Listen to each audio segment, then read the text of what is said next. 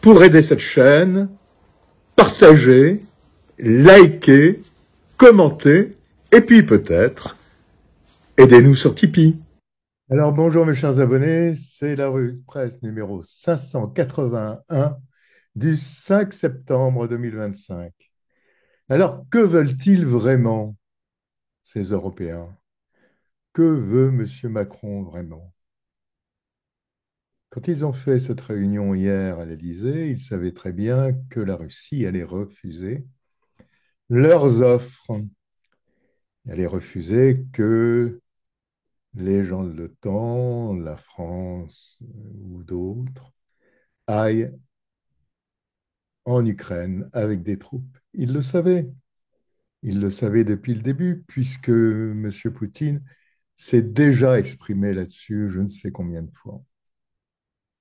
Alors, que veulent-ils vraiment? Ils savent que la Russie avance en Ukraine. Ils ne sont pas les vainqueurs de cette guerre. Loin de là, pour l'instant.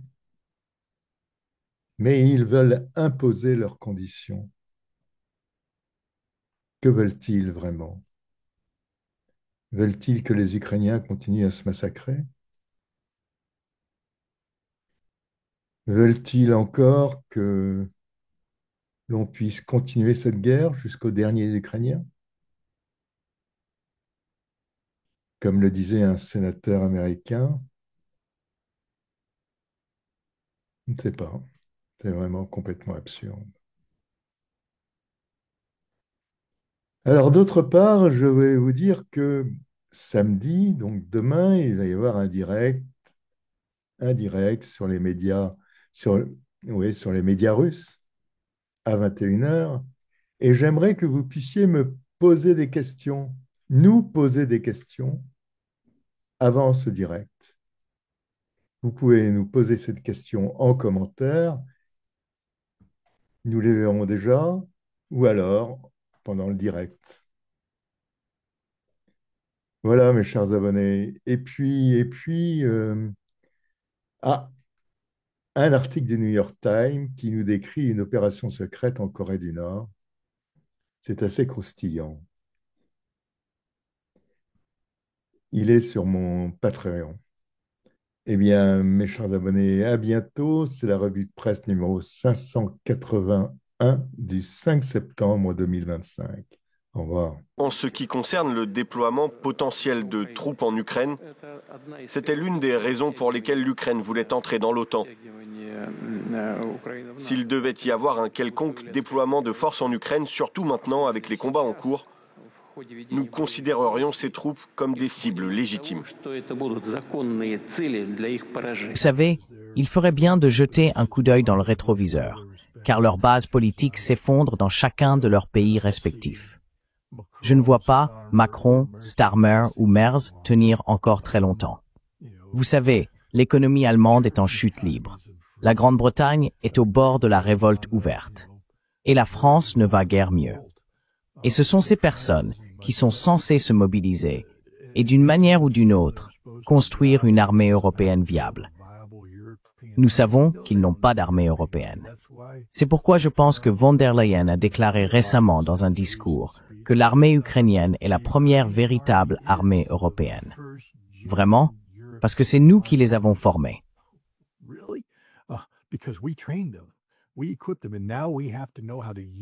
Nous les avons équipés. Et maintenant, nous devons savoir comment les utiliser correctement. Bon sang. Je veux dire, comment vous sentiriez-vous en tant qu'Ukrainien, sachant que vous mourrez pour un rêve européen et que cela n'a rien à voir avec la souveraineté ukrainienne, ni avec l'indépendance de l'Ukraine, ni avec la démocratie ukrainienne, ni avec quoi que ce soit concernant l'Ukraine. Vous n'êtes qu'un outil créé par les Européens, que les Européens utiliseront et exploiteront pour servir les intérêts de l'Europe, pas ceux de l'Ukraine. C'est la réalité. L'Europe ne peut rien faire. Il n'y a rien que l'Europe puisse faire. La victoire de la Russie est inévitable et elle se produira selon des conditions qui seront acceptables pour la Russie. Beschäftigt mich. Wir sind im Augenblick nicht in der Lage, genügend Druck auf Putin auszuüben, diesen Krieg zu beenden. Wir sind angewiesen auf die Hilfe der Amerikaner.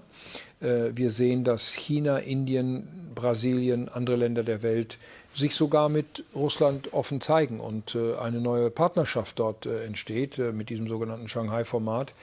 Also was mich beschäftigt und auch, ich will es zugeben, beschwert, ist die Tatsache, dass wir zurzeit als Europäer auf der Welt die Rolle nicht spielen, die wir eigentlich spielen wollen und die wir auch spielen müssten, damit unsere Interessen hinreichend gewahrt bleiben. Und deswegen engagiere ich mich da so sehr, auch wenn das zum Teil innenpolitisch kritisiert wird. Aber der deutsche Bundeskanzler würde seine Aufgabe. Thank you, Mr. President. I have two questions for you. First, after your phone call with Ukrainian President Zelensky today, do you plan to speak with Russia's President Putin in the near future? What? If you will speak with President Putin in the near future. I will be, yeah, I will be. We're having a very good dialogue. I settled 7 wars. The one that I thought would be maybe one of the easiest. You know that feeling? You think one thing is going to be easier, it turns out to be a little bit tougher. But the one that I thought would be an easier one because of my relationship with President Putin and with Ukraine and everything else, I thought it would be the Russia-Ukraine disaster where this week 7,014 people were killed. Soldiers, in most cases soldiers, a few from Kiev, relatively few, but mostly soldiers, and they're being killed at levels that we haven't seen since World War II. Une trentaine de dirigeants occidentaux ont tenu des discussions à Paris avec le président ukrainien Volodymyr Zelensky au sujet des garanties de sécurité pour Kiev en cas d'accord de paix avec la Russie. Le président français Emmanuel Macron a déclaré que 26 pays de la coalition des volontiers s'étaient engagés à déployer des troupes terrestres, maritimes ou aériennes en Ukraine une fois le cessez-le-feu signé. M. Zelensky a qualifié ce résultat de mesures concrètes et sérieuses. Cependant, ces divisions persistent au sein de la coalition. L'Allemagne et l'Italie restent prudentes quant à l'étendue de leur implication. Avant les discussions, Moscou a déclaré qu'elle n'accepterait aucun déploiement de troupes étrangères en Ukraine sous quelque forme que ce soit. Qu'à la tête de la Commission européenne, vous avez Ursula von der Leyen qui vient de mentir sur le brouillage GPS de son avion, donc propagande, dont le projet est la censure, chat control, et qui n'est pas élu. Je fais juste une parenthèse. Le brouillage GPS de l'avion d'Ursula von der Leyen donc a accusé les Russes d'avoir brouillé le signal de son avion. En fait, c'était faux.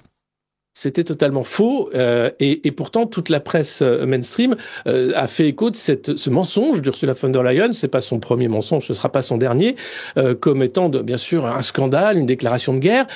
Or, il s'est avéré, et les autorités bulgares de l'aviation l'ont dit, qu'il y avait eu aucun brouillage.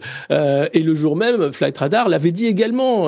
J'avais partagé cette information. On était peu à dire, mais attendez, c'est fou. Elle ment. Elle essaye de créer un incident diplomatique majeur sur la base d'un mensonge. Comment cette dame qui a été exfiltrée du gouvernement allemand parce qu'elle était corrompue dans des affaires avec McKinsey lorsqu'elle était ministre de la Défense, mise à la tête de la Commission européenne, fait des malversations avec les Big Pharma, notamment Pfizer. Je rappelle qu'elle n'a toujours pas donné à la justice les échanges qu'elle a eus par SMS avec Albert Bourla, le patron de Pfizer. Et donc, elle continue en fait son œuvre de malfaisance sans que personne ne la mette dehors. Les députés européens ayant renouvelé son mandat. Bravo à eux. Donc, on est vraiment dans un moment où cette technocratie folle, mensongère, propagandiste, dangereuse pour nos libertés, puisque un des projets majeurs aujourd'hui de l'Union européenne, c'est la censure de la libre parole dans les pays européens. On a vu ce que ça a donné pour les élections en Roumanie. Imaginez en 2027 en France si on ne les arrête pas. Bonjour Pierre Lelouch.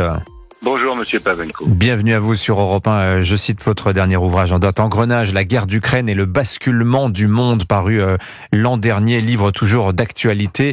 Pierre Lelouch, question ce matin avec vous donc sur cette coalition des volontaires qui a discuté avec Donald Trump hier par visioconférence depuis Paris, en présence de Volodymyr Zelensky. Notre coalition, dit Emmanuel Macron, comme il dit, notre Europe.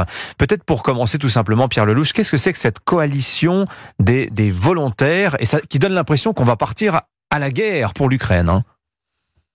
Oui, il y a un peu de ça. Il y a beaucoup de confusion autour de cette affaire, mais pour remettre les choses en perspective, rappelons qu'au moment de l'indépendance en 1991,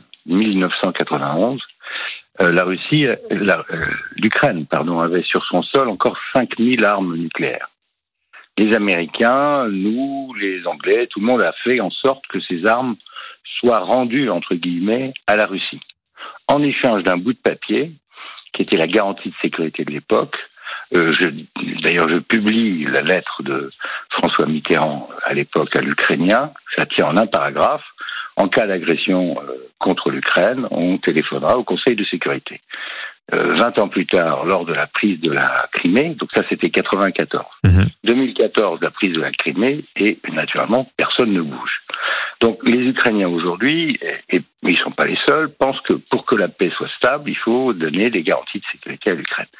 Alors, ces garanties, elles existent. C'est bien sûr l'article 5 de l'OTAN, sauf que les États-Unis, Trump, mais avant lui Biden aussi, et Obama, ne veulent pas de faire rentrer l'Ukraine dans l'OTAN, tout simplement parce qu'ils ne veulent pas risquer d'être entraînés dans une guerre nucléaire avec la Russie. Alors il faut trouver autre chose. Et c'est là qu'intervient notre président, Macron, avec son imagination. Depuis février 2024, il développe l'idée de forces européennes à l'intérieur de l'Ukraine, qui donc serait une force de réassurance à l'armée ukrainienne. Les fameuses troupes au sol dont il avait parlé déjà l'an dernier, hein, c'est le projet. Voilà. Sauf que l'an dernier, c'était même en temps de guerre, c'était pas après un traité de paix. Il a évolué, et aujourd'hui, il propose, avec un certain nombre de partenaires qu'il a convaincus, semble-t-il, de préparer une force qui serait déployée après un traité de paix. Alors, il y a trois problèmes avec ça.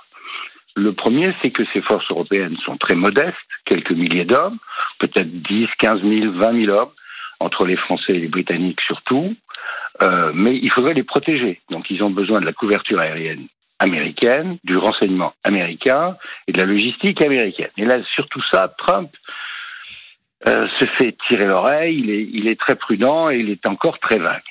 Le deuxième problème, c'est que les Russes n'en veulent pas, naturellement, parce que les Russes ont fait cette guerre pour éviter que l'Ukraine entre dans l'OTAN. Si on fait rentrer des pays de l'OTAN à l'intérieur de l'Ukraine, on fait rentrer l'OTAN par la fenêtre. Donc les Russes n'en veulent pas. Troisième problème, les Européens eux-mêmes sont très divisés. Les Allemands, par exemple, Merz a dit qu'il souhaitait un contrôle du Bundestag. Or, les socialistes sont contre. Il n'a pas de majorité pour aller en Ukraine. Les Italiens... Salvini est contre, donc Meloni a dit non, nous n'irons pas au sol en Ukraine. Les Polonais, pourtant voisins, n'y vont pas non plus. Donc restent les Français et les Britanniques. Il faut noter aussi que le secrétaire général de l'OTAN est très excité, M. Rutte, l'ancien Premier ministre hollandais, qui lui voudrait qu'on envoie tout de suite les forces à l'intérieur de l'Ukraine, donc qu'on participe directement à la guerre. Donc il y a énormément de confusion, énormément d'incertitudes. Tout ça donne à M. Macron l'occasion de multiplier les sommets et de faire oublier ce qui se passe en France, c'est-à-dire le fait qu'il n'y a plus de gouvernement dans 3 jours. Et comme le dit le Financial Times d'hier, Macron n'est même pas capable de faire voter son budget. La Chine a appelé à un règlement politique du conflit entre la Russie et l'Ukraine lors d'une session de l'Assemblée générale des Nations unies. La Chine a souligné que le conflit se trouvait à un stade crucial pour un règlement politique. Les appels à la paix et au dialogue se font de plus en plus pressants alors que les principales parties prenantes s'engagent dans des pourparlers et des négociations. La Chine s'est félicitée des récentes discussions et a exprimé son soutien à tous les efforts en faveur de la paix. La Chine a réaffirmé que le dialogue et la négociation constituaient la seule voie viable, exhortant les parties à maintenir la dynamique, à faire preuve de volonté politique et à œuvrer en faveur d'un accord de paix rapide, équitable et durable. Ну и, конечно, приближая вероятность прямого столкновения с нашей страной. А это чревато непредсказуемыми последствиями для безопасности уже не только в Европе, но и в мире. Теперь главный вопрос. А все это нужно французским гражданам? А ответ очевидный, их просто не спросили. Граждан Франции об этом не спрашивают. Готовы ли французские военнослужащие умирать за чужие интересы, за чуждые им идеалы, за, как там они говорят, нарративы Вашингтона и Лондона, превращая Украину и украинцев в инструмент борьбы с Россией? Я в этом глубоко сомневаюсь. И разгромные для Макрона и его партии результаты выборов в Европарламент наглядно показали, что большинство французов не поддерживают его курс. Я думаю, что граждане Франции общественные деятели, журналисты в какой-то момент все-таки должны очнуться. Должны, знаете, протереть глаза, наверное, промыть уши и понять, что с ними происходит, во что их втягивают. А руководству Франции, чем запугивать общественное мнение некой придуманной российской угрозой и подталкивать Европу и самих себя к войне, было правильнее заняться насущными проблемами у себя дома. Подумать о многолетних нерешаемых проблемах в экономике, в сфере безопасности, миграции. Или они что считают? Что потом, если Европа взорвется, как говорится, война все спишет? Ничего подобного. Ситуация только усугубится. Et le problème de ces sommets à la répétition, où on se montre à l'Élysée, on l'a vu hier, Volodymyr Zelensky tout sourire avec Emmanuel Macron. Alors, au-delà de faire des photos et au-delà de finalement prononcer des mots qui sont pour le moment assez irréalistes, même si le soutien est là, même si le désir d'aider est là, pour le moment, on sent bien que toute cette architecture proposée ne semble pas être en mesure d'être appliquée. Et ce qui est assez terrible, c'est que l'Europe se paye de mots, et la France en particulier avec son président qui prend des airs martiaux devant on va dire ses homologues européens et qui passe finalement pour un chef de guerre. En fait, ce ne sont que des mots, tout ça. Branle-bas de combat, grande réunion à l'Élysée, Zelensky pour la 8e fois reçu à Paris, comme d'habitude, pour demander de la thune. Non, pardon, pour la guerre, la paix, la guerre. Et Emmanuel Macron qui fait cette annonce sur la coalition des volontaires, 26 pays qui sont prêts à envoyer des troupes en mer, sur terre, dans les airs, dans le lit de ta mère, partout. Et là, tu dis non, mais attendez, pas le lit de ma mère quand même. Laissez maman hors de tout ça, s'il vous plaît. Elle a peut-être couché avec les Allemands en 40, mais elle a jamais couché avec des Russes. Alors, laissez maman hors de tout ça. Oui, mais on ne sait jamais. C'est peut-être quand même une agent russe dissimulée. Et ça fait pchit. Bon, D26 peu était à Paris. C'est une visioconférence en réalité qui a eu lieu. Et alors qu'il disait que l'Italie était prête à envoyer des troupes, Giorgia Meloni a été obligée de dire non, pas nous, non. Friedrich Merz, le chancelier allemand haï par sa population, lui a dit ouais. En fait, on a dit oui, mais c'était parce que on verra après en fait. Et ça donne ça. Alors la petite vidéo promotionnelle, ensuite le stagiaire de l'Élysée qui prend des vidéos, puis les déclarations. Et après, on va en parler. Le camp de la paix est à Washington, à Kiev et dans toutes les capitales d'Europe et chez tous les alliés de cette coalition des volontaires. Voilà, qui n'étaient pas là. Hein. Nous sommes 35 aujourd'hui. Alors, 26. Autour de cette table. Nous avons tenu un appel avec le président Trump. Les conclusions de cet appel. Alors, ils étaient quand même 26 pour avoir un coup de fil avec Trump. Bon, c'est quand même la grosse avancée. Hein. C'est le coup de fil à Trump. Bon. Elles sont simples. Dans les prochains jours, nous allons finaliser le soutien américain à ces garanties de sécurité. Nous avons aussi décidé de... Alors, il n'y a rien en fait. Il ne s'est rien passé. Ils ont passé un coup de fil à Trump qui a dit « Ouais, on verra la semaine prochaine, salut !» Et il y avait cette magnifique visioconférence où les mecs étaient là pour dire oui, on va faire Friedrich, vous le voyez, il est en haut à droite, pour dire ok Manu, maintenant lâche-nous s'il te plaît, nomme un nouveau Premier ministre et ou je sais pas, fais un truc mais lâche-nous. De coordonner nos actions en matière de sanctions primaires et secondaires pour être plus efficaces et arrêter l'effort de guerre russe. Et je peux vous dire aujourd'hui que nous sommes prêts. Ah, nous sommes prêts. Alors visiblement il y en avait un qui était pas prêt. Et c'est dommage, c'était le stagiaire de l'Élysée qui filmait l'adresse, le début de cette réunion. Hein. Ça a donné quand même ça. Et ça a été mis en direct sur le compte X de l'Élysée. À la presse. Thank you. Thank you. Thank you everybody. Thank you colleagues for joining. Voilà. Hop. Allez hop, vas-y, c'est cadeau.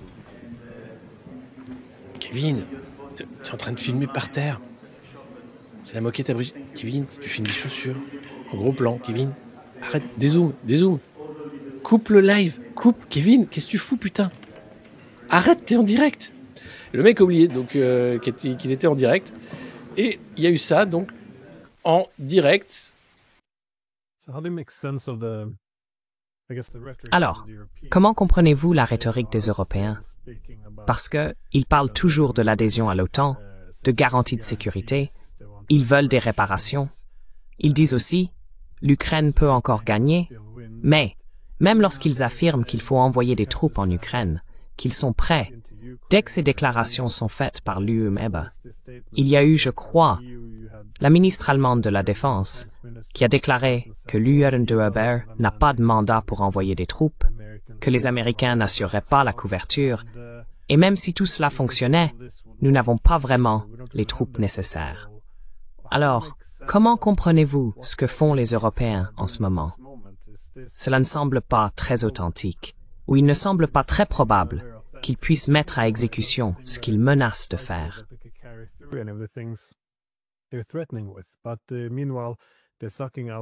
Mais en attendant, ils monopolisent toute l'attention, ce qui empêche de proposer un véritable accord favorable, quelque chose qui répondrait aussi aux préoccupations sécuritaires de l'adversaire et qui pourrait s'attaquer aux causes profondes que la Russie ne cesse de soulever. Mais s'ils savent que la situation sera bien pire demain qu'aujourd'hui, comment donner du sens à tout cela? Parce que je le dis souvent, je comprends les Russes. Ils considèrent cela comme une menace existentielle. Je comprends les Ukrainiens. Ils risquent de perdre leur nation à cause de cela. Je peux comprendre que les Américains veuillent prendre du recul, mais j'ai beaucoup de mal à comprendre la position européenne aujourd'hui.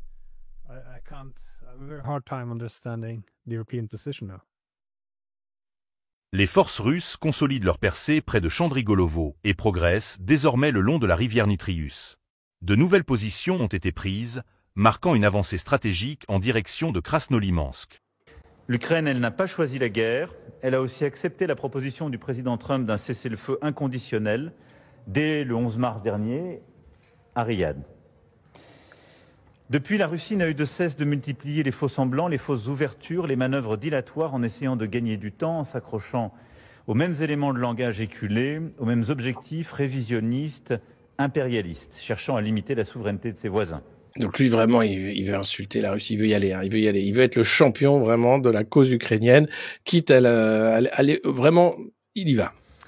La Russie n'a pas fait que tenter de gagner du temps, elle s'est aussi accrochée à cette volonté de guerre permanente, en intensifiant ses attaques contre les civils en Ukraine, comme ces derniers jours et ces dernières semaines l'ont montré.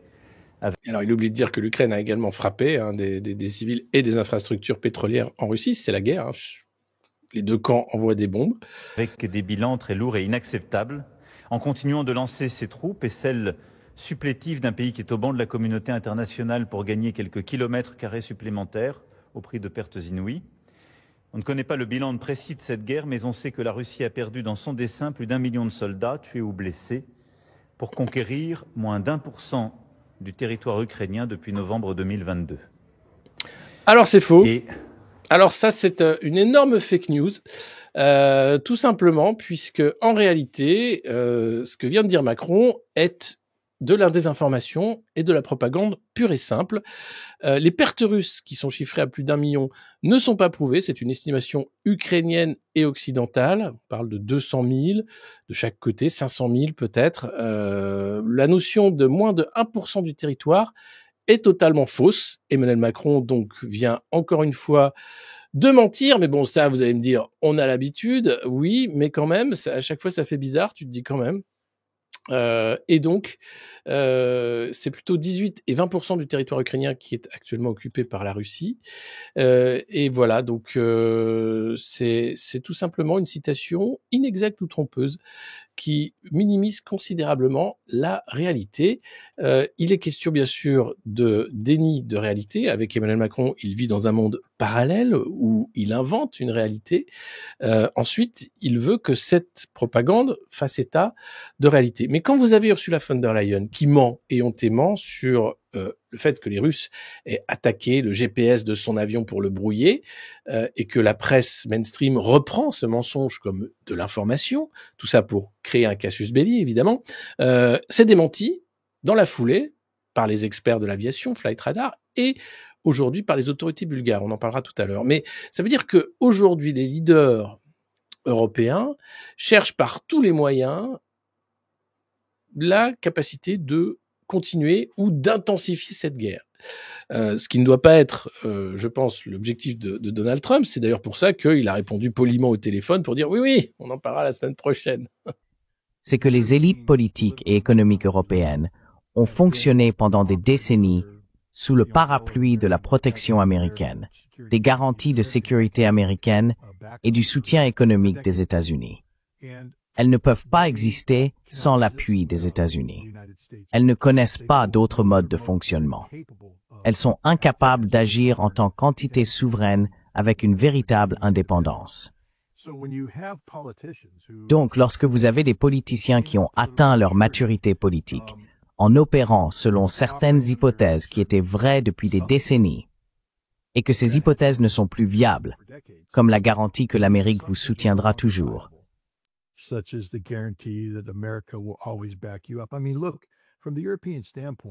je veux dire, regardez, du point de vue européen, vous et moi pouvons nous gratter la tête et nous demander, que font-ils?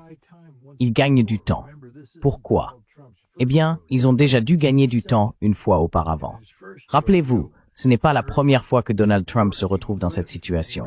C'est la deuxième. Et lors de sa première fois, l'Europe, en collaboration avec l'establishment américain, a laissé filer le temps et a empêché Trump de causer des dégâts permanents et durables. Ensuite, Biden est arrivé, et Biden a donné à l'Europe tout ce qu'elle voulait, sauf, vous savez, une conclusion définitive.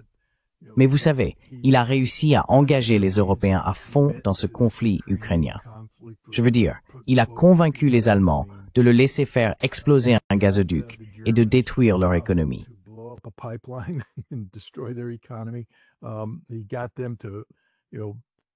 Il leur a fait acheter du gaz américain à 3 ou 4 fois le prix. Et l'Europe semblait s'en satisfaire, car il ne s'agit pas du bien-être de l'Europe, mais de la viabilité et de la pérennité des élites politiques et économiques européennes. C'est dans cet environnement qu'elles peuvent survivre. Ce qu'elles font maintenant, confrontées à Donald Trump, qui change encore une fois les règles du jeu, c'est qu'elles choisissent de ne pas changer les règles, de laisser le temps passer, d'attendre que Donald Trump parte. Et elles n'ont pas besoin d'attendre la fin de son mandat. Elles doivent attendre les élections de mi-mandat.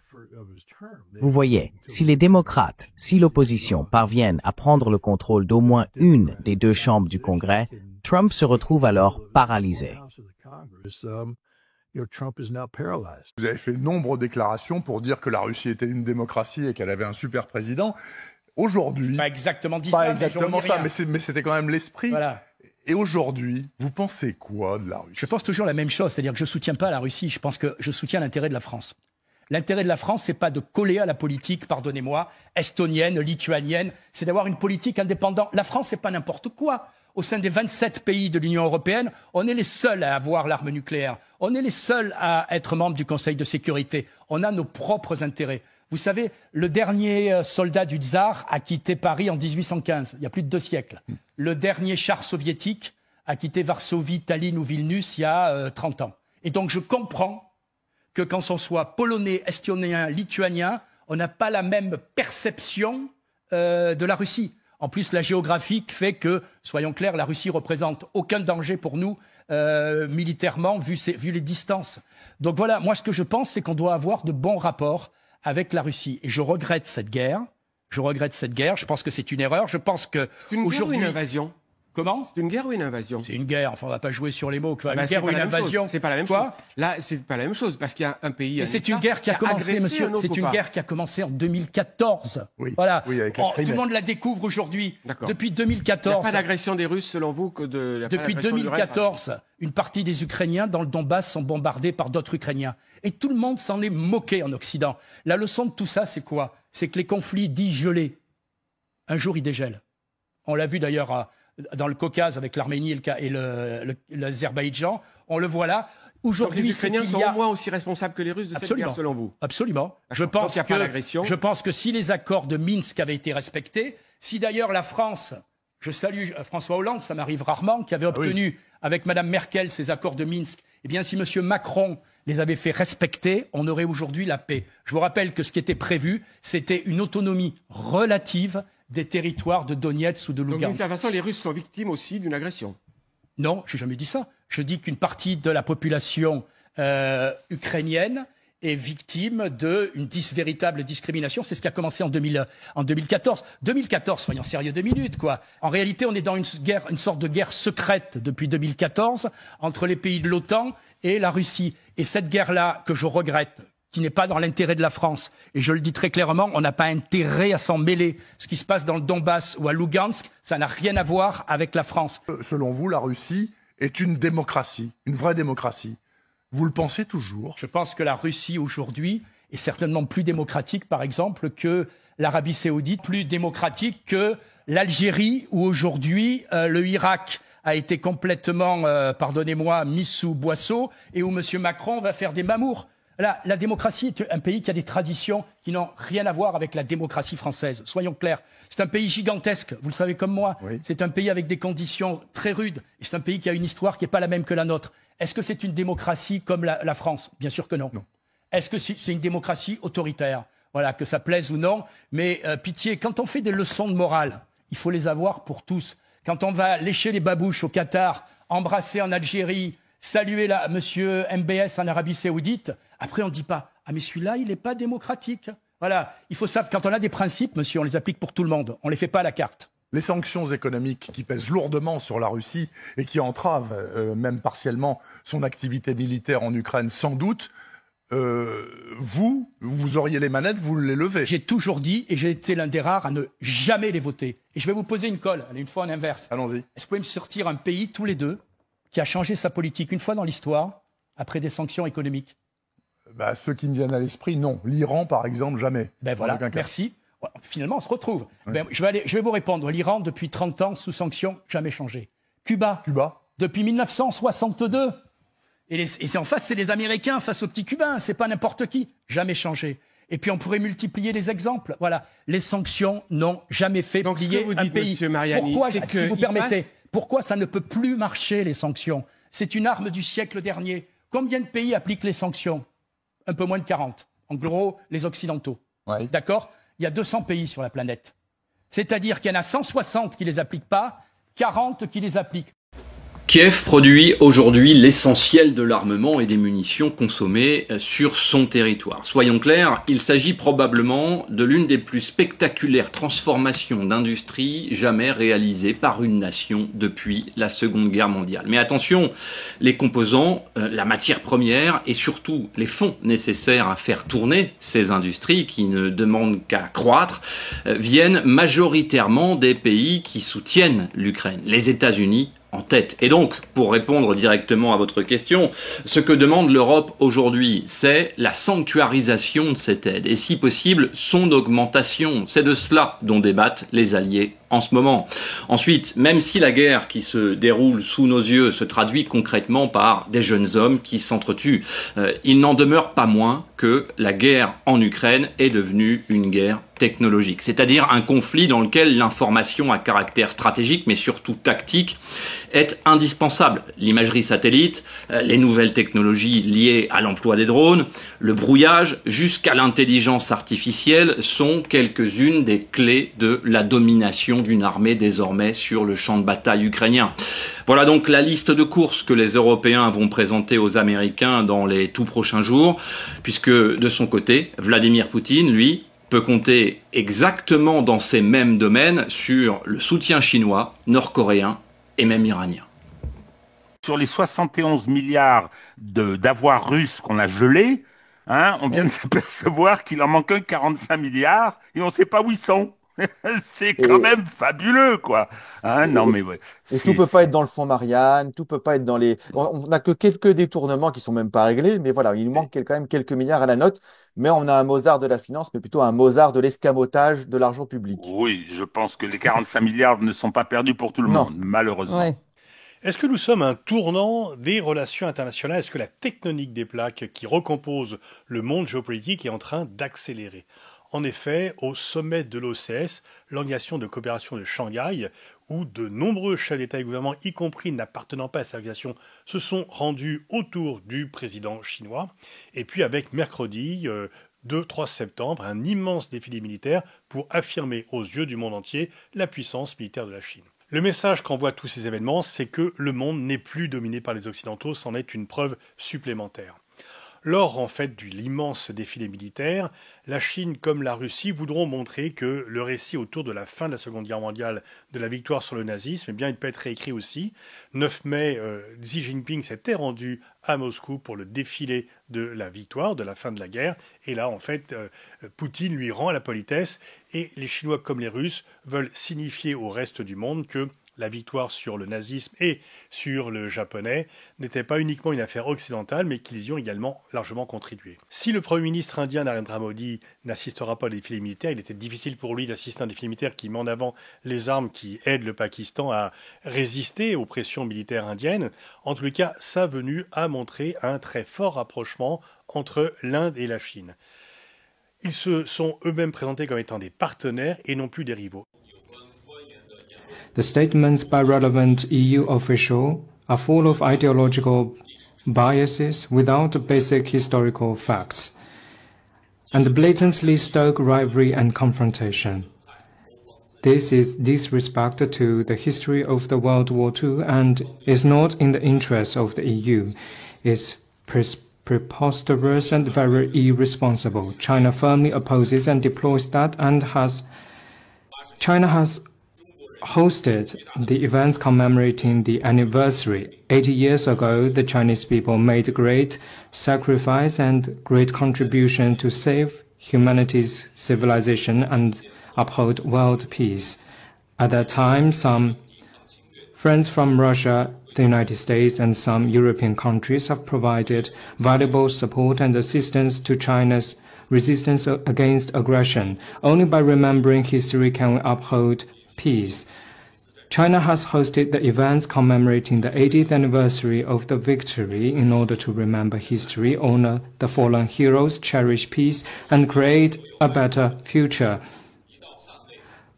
The international landscape is now pretty complex, and it is all the more important for us to have solidarity and cooperation.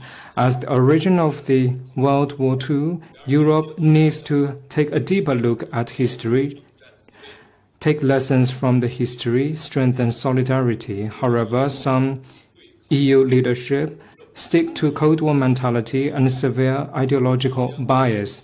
They deliberately create division and confrontation. This is not in the interest of the EU and will further undermine its international reputation and influence.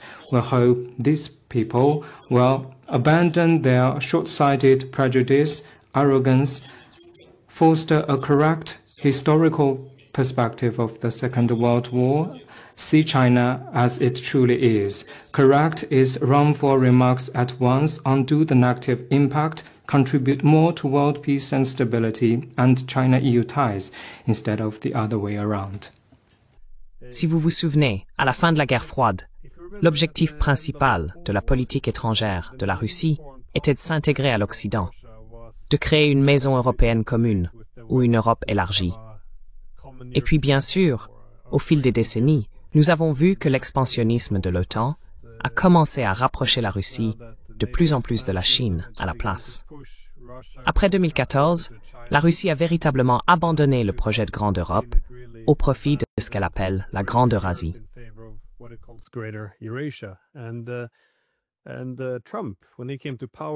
Et Trump, lorsqu'il est arrivé au pouvoir, semblait reconnaître cette erreur, reprenant presque les propos d'Henry Kissinger en affirmant qu'il avait été une énorme erreur de pousser la Russie dans les bras de la Chine. Cependant, nous assistons aujourd'hui à une autre erreur colossale en matière de politique étrangère. Toutes ces menaces, ces droits de douane et ces menaces de sanctions secondaires contre l'Inde poussent désormais ce pays non seulement vers la Chine et la Russie, mais aussi à se rapprocher d'eux.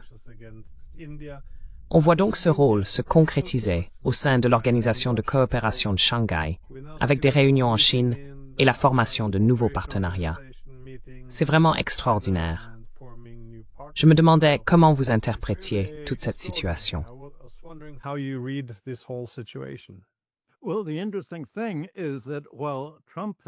Eh bien, ce qui est intéressant, c'est que, alors que Trump a véritablement représenté l'État profond en déclarant la guerre au reste du monde, la seule guerre qu'il a réellement gagnée est celle contre ses propres alliés, contre l'Europe, la Corée et le Japon. Il a poussé le reste du monde à s'unir.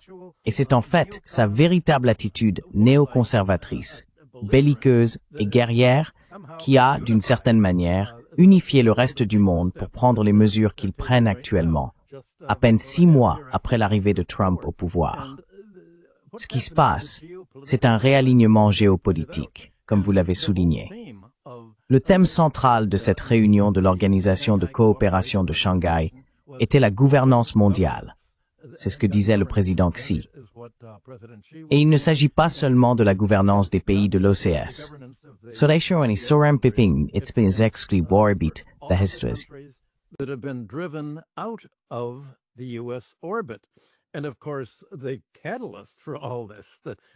Et bien sûr, le catalyseur de tout cela, qui a préparé le terrain, a été les tarifs douaniers de Trump contre l'Inde. Le Premier ministre indien Modi a passé 1 heure à rouler en limousine avec le président Trump et à discuter des relations entre l'Inde et la Russie. Et Trump avait essentiellement dit à l'Inde, « Nous allons vous bloquer l'accès au marché américain, et cela va créer le chaos dans votre économie si vous ne cessez pas d'importer du pétrole et de l'énergie de Russie. » Ce que Modi a expliqué au public, c'est que le commerce pétrolier de l'Inde est bien plus important pour son économie que son commerce avec les États-Unis. Obtenir du pétrole pour alimenter toute son économie et gagner de l'argent grâce au commerce et à la balance des paiements est plus important que de produire du textile à bas salaire et d'autres emplois que les entreprises américaines espéraient utiliser en Inde comme contrepoids à la Chine. Et depuis dimanche, pendant 3 jours, la Chine a été au centre du monde. Xi Jinping a réuni d'abord ses voisins d'Asie et d'Eurasie, et tous ces dirigeants réunis pesaient très lourd, à peu près 4 milliards d'individus, donc la moitié des habitants de la planète. Narendra Modi, le Premier ministre indien, est venu. Les droits de douane américains l'ont poussé dans les bras des Chinois. Et puis, mercredi, après le grand raout diplomatique, ça a été la démonstration de force militaire avec une grande parade pour célébrer le 80e anniversaire de la victoire sur les Japonais. Et là, on a vu la surprise du jour, c'était la présence du Nord-Coréen Kim Jong-un, le président, le chef de cet État ermite qui sort rarement de son pays et qui, pour la première fois, assistait à une conférence multilatérale entourée du président Xi et du président Vladimir Poutine, une sorte de trio des réprouvés. Et là, on découvre que la Corée du Nord n'est plus un État paria, que c'est l'Occident qui se retrouve isolé, mis au défi, pas encore paria, mais en tout cas désuni et montré du doigt. Ainsi va le monde qui change à toute allure, de plus en plus vite. J'écris souvent sur des questions liées à la sécurité énergétique.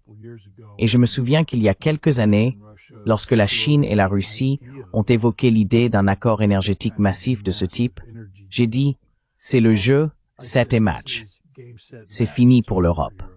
Une fois que la Russie sera liée à la Chine, elle n'aura plus besoin de l'Europe. Et l'Europe n'apportera plus rien à la Russie. Je me souviens que tous mes homologues européens et américains disaient « Non, la Russie ne fera jamais ça. C'est juste sur le papier, cet accord ne sera jamais conclu. Les conditions ne pourront jamais être réunies. La Russie ne tournera jamais le dos à l'Europe. » Et j'ai répondu « Si elle le fera. »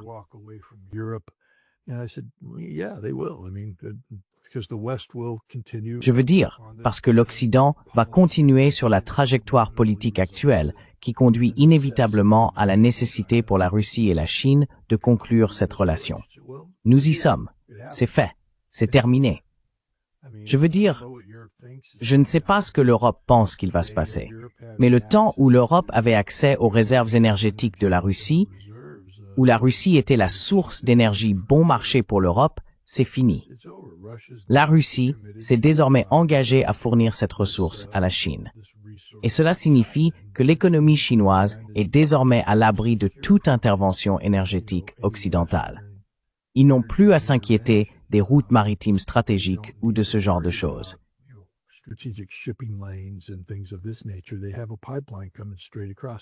Ils ont un gazoduc qui traverse directement. Eh bien, imaginez être la Mongolie. Quelle aubaine! Vous savez, le gazoduc traverse leur territoire et ils gagnent des milliards de dollars en argent facile.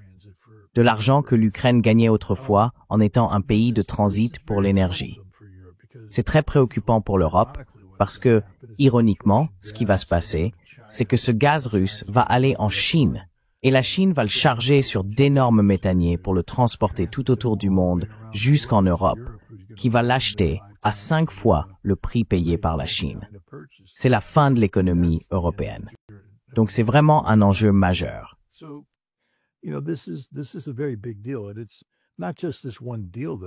Et ce n'est pas seulement cette affaire-là. En gros, la Russie, la Chine et maintenant l'Inde s'unissent pour créer une réalité économique à l'abri des sanctions. Le dollar est la monnaie de réserve mondiale. Ces jours sont désormais comptés. Donald Trump a vraiment, véritablement, tout gâché. Et nous arrivons à un point de non-retour. C'est-à-dire qu'une fois que la Chine, l'Inde et la Russie seront suffisamment avancées sur la voie de l'indépendance vis-à-vis du dollar, elles ne feront pas marche arrière.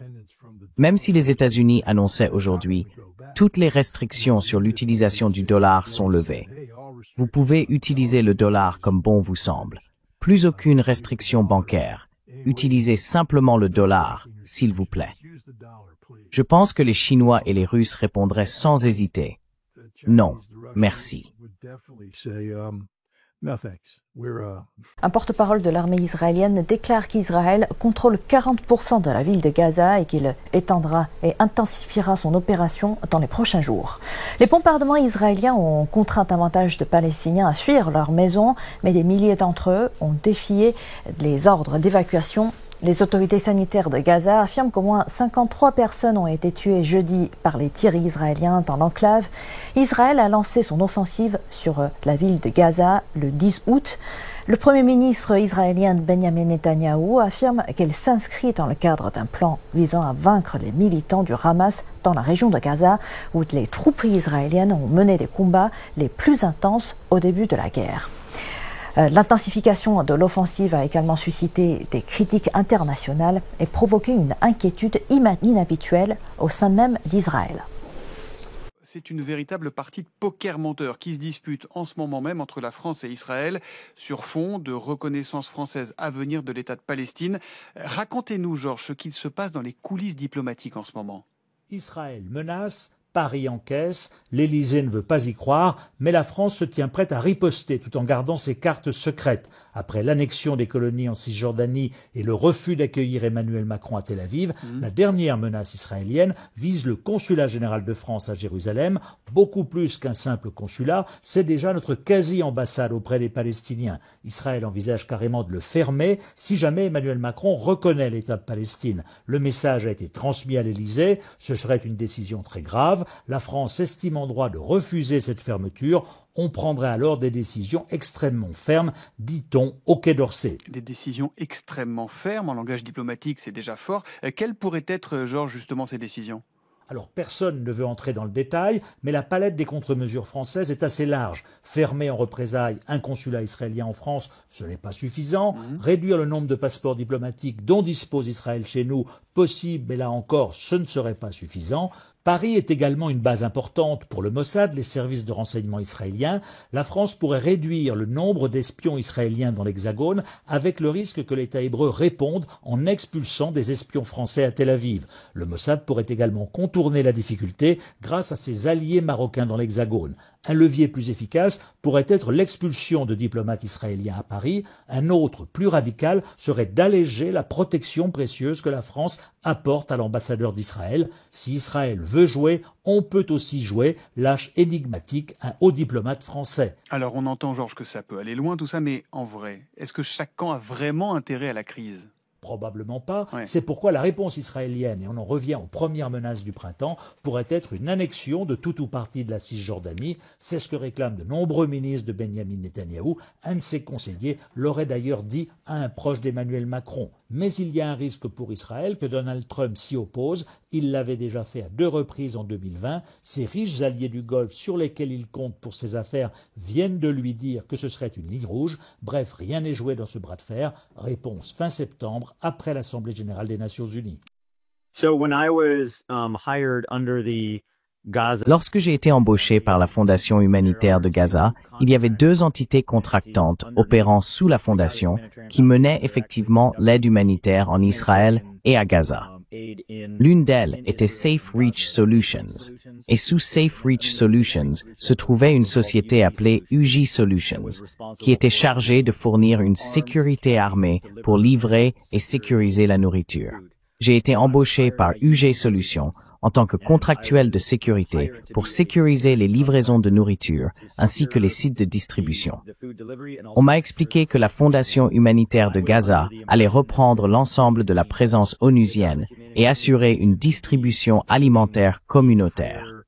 En somme, fournir tout ce que l'ONU faisait jusque-là. On nous a dit que nous allions entrer à Gaza et remplacer l'ONU, puisque les Nations Unies étaient empêchées d'entrer par le gouvernement israélien.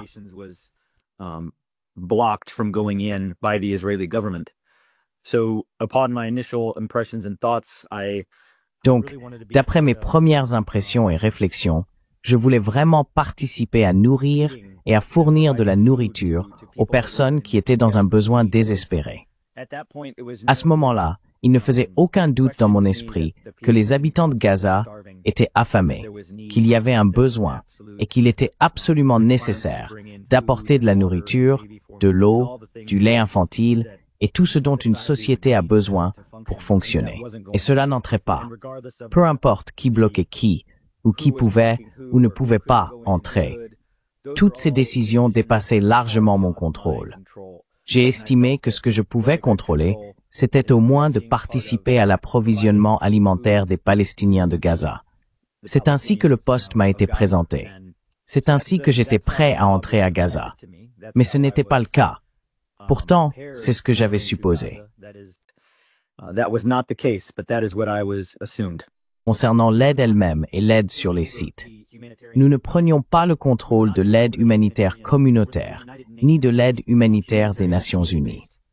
Il y avait 400 sites sous le mécanisme de l'ONU, avec 550 camions chaque jour entrant à Gaza pour subvenir aux besoins de la population. Entre la mi-mars et le 26 mai, rien n'entrait. Lorsque la Fondation humanitaire de Gaza a commencé ses opérations le 26 mai, nous gérions 4 sites, soit 1% de l'ensemble du mécanisme qui existait auparavant.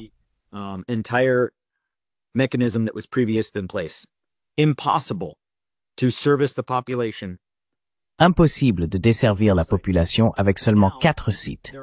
Désormais, il n'en reste plus que 3.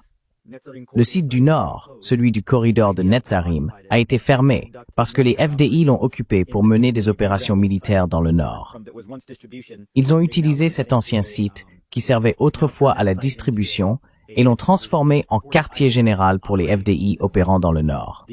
Les 3 sites restants se trouvent tout au sud, le plus au sud possible dans Gaza, à la frontière avec l'Égypte, là où plus personne ne vit, car toute la zone a été bombardée, rasée, nivelée, et il n'y a plus d'habitants. Il n'y a personne là-bas. Charlotte Dornelas, très intriguant. De l'autre côté du Rhin, en Allemagne, la mort de 6 et ce soir 7 candidats de l'AfD fait grand bruit à quelques jours des élections. Que se passe-t-il précisément ? Alors c'est vrai, il y a des élections municipales d'importance en Allemagne de l'Ouest dans quelques jours. Et il se trouve que c'est dans un land dans lequel l'AfD n'est pas implantée jusqu'à maintenant, mais selon les sondages, dans lesquels elle pourrait s'implanter. Donc il y a un enjeu réel. on va dire. On reviendra sur la situation politique en Allemagne en particulier, mais il y a un enjeu réel dans ces élections. Et il se trouve qu'en quelques semaines, 7 candidats, vous l'avez dit, le dernier, on l'a appris aujourd'hui, il est mort il y a quelques jours, mais on l'a appris aujourd'hui. Il est venu ajouter un 7e candidat de l'AfD à ces élections en particulier qui sont morts. Alors, ils ont entre 59 et 80 ans, ces candidats qui sont morts. Et les réactions officielles dans le pays sont extrêmement diverses, et c'est peu de le dire. Alors, quand il n'y avait que 4 morts, donc c'était le 31 août dernier, la co-dirigeante du parti, Alice Weidel, avait écrit sur X « 4 candidats de l'AfD sont morts », en simple commentaire, tout en relayant la publication d'un économiste allemand qui expliquait que c'était, je cite l'économiste en question, presque impossible statistiquement. Qu'on en était à 4, vous imaginez à 7. Donc c'était une manière évidente pour la co-dirigeante du parti de jeter le soupçon sur ces morts en cascade. Dans la foulée, Elon Musk, on se souvient, il avait déjà soutenu ce parti aux dernières élections, il avait appelé à voter pour eux, a relayé la publication d'Alice Weidel. Donc vous imaginez qu'il n'en fallait pas beaucoup plus pour enflammer la toile au-delà des frontières de l'Allemagne par ailleurs. Et à l'inverse, et plus récemment, donc en suivant les 5e, 6e et 7e morts, après enquête, alors qui est automatique, quand les personnes ne meurent pas en milieu médical, il y a une enquête automatique, en général assez rapide, pour savoir si la mort est naturelle ou pas. La police a affirmé qu'il s'agissait de mort naturelle dans tous les cas, sauf un qui était un suicide, en précisant que certains étaient malades. On n'a pas beaucoup plus de précision que ça, mais la police a expliqué que toutes les morts étaient naturelles. Et le porte-parole de la direction régionale chargée de l'organisation des élections en particulier, donc, a précisé qu'il y avait également eu 6 morts dans les autres partis qui se partageaient entre les autres partis. Et le parti conservateur, qui était en tête qui était au pouvoir en Allemagne, lui a jugé ces suspicions honteuses et complotistes. Et alors, on a une 3e réaction officielle, on va dire, qui conjugue un peu avec prudence les deux positionnements. C'est le vice-chef de l'AfD en Rhénanie, donc concerné par ces élections, qui dit, lui, pour l'instant, rien ne permet de supposer qu'il ne s'agit pas d'un hasard, en parlant de ces morts, mais nous allons tout de même examiner tous ces cas de près. Et il expliquait la confiance c'est bien, le contrôle c'est mieux, cette fameuse phrase, ce qui n'a pas calmé une partie de la base du parti qui continue à douter très sérieusement en raison de ces 7 morts à la veille des élections. Missionné par François Bayrou pour passer au crible le train de vie des politiques, René Dosière, l'idée c'était de dire, bon, est-ce qu'on paye trop nos politiques ? Eh bien, figurez-vous que pour lui, il faudrait augmenter la rémunération des ministres de plus de 40% pour la ramener à son niveau d'avant le coup de rabot de François Hollande, c'est-à-dire 14 200 € par mois. Les responsables politiques demandent aux Français de faire des efforts. Les Français voient leur pouvoir d'achat diminuer année après année. Les salaires stagnent. Or là, vous avez donc un ancien député PS, missionné par quelqu'un qui a coûté, dans toute sa carrière politique, François Bayrou, environ 11 millions d'euros aux Français, qui dit, en toute décontraction, il faudra augmenter les ministres de 40%. Alors pourquoi ?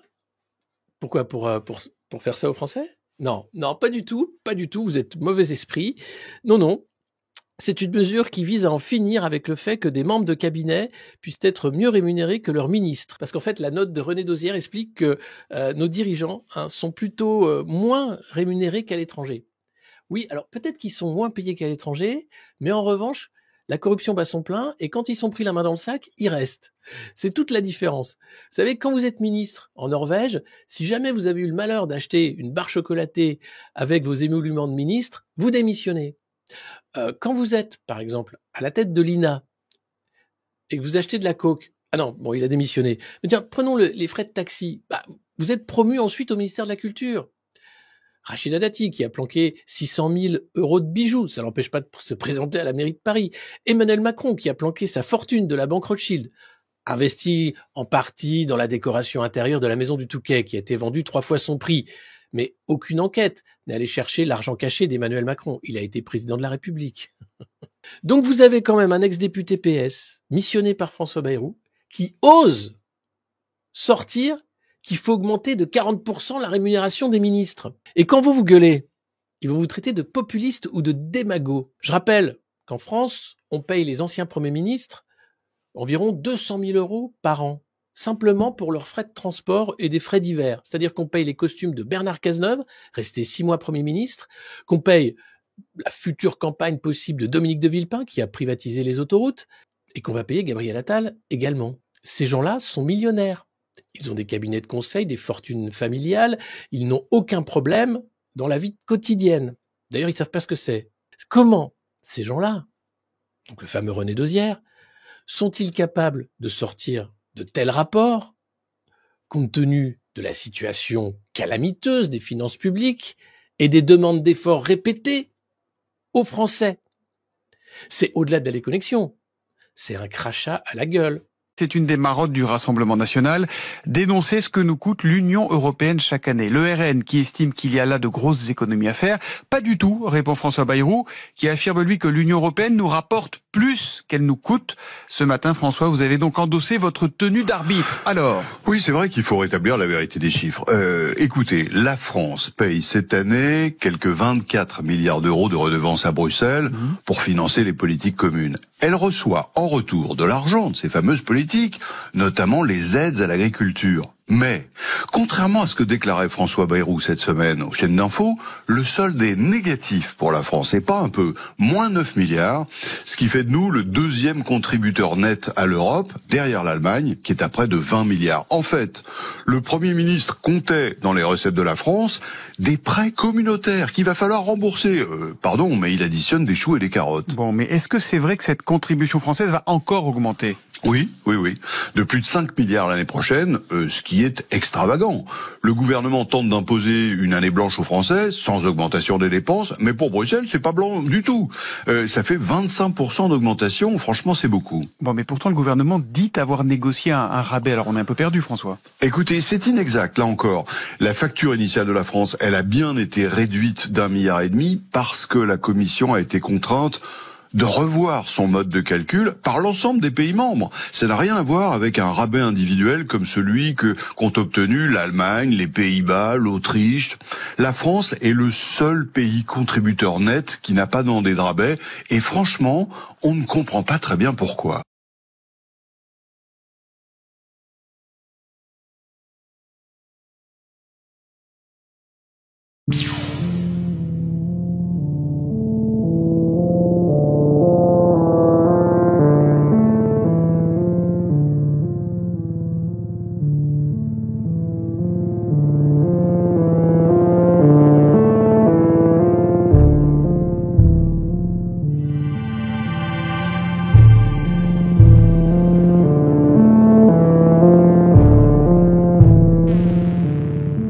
Alors, pour aider cette chaîne, partagez, likez, commentez, et puis peut-être, aidez-nous sur Tipeee.